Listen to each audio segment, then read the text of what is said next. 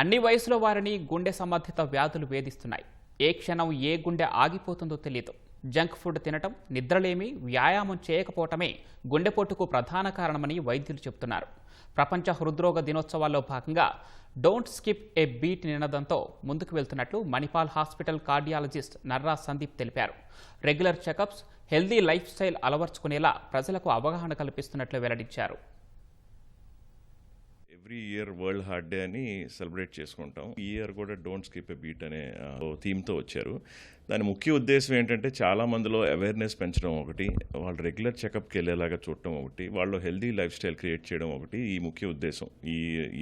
ఈసారి ఉన్న థీమ్కి యంగ్ పీపుల్లో కూడా చాలా తొందరగా హార్ట్ అటాక్స్ లాంటివి రావడం చాలా కన్సర్నింగ్గా ఉంది. దానికి మెయిన్ రీజన్ ఏంటంటే మామూలుగా మనకి వెస్ట్రన్ పాపులేషన్తో పోల్చుకుంటే ఇండియన్ పాపులేషన్లో రక్తనాళాల సైజు సన్నగా ఉండటం కానీ, మన ఫుడ్ హ్యాబిట్స్ కానీ, జెనెటిక్స్ వల్ల ఏంటంటే మనలో ఇన్సులిన్ రెసిస్టెన్స్ ఎక్కువ ఉండటం వలన అడిక్వేట్ స్లీప్ లేకుండా లేట్ నైట్స్ ఉంటాం. ఆ లేట్ నైట్ ఫుడ్ తినటం అంతా కూడా స్ట్రెస్ లెవెల్స్ ఎక్కువడం ఒకటి. ఈ అన్నిటి వల్ల ఏంటంటే రక్తనాళాల్లో కొవ్వు పేరుకుని తొందరగానే హార్ట్ అటాక్స్ రావడం అనేది జరుగుతూ ఉంది.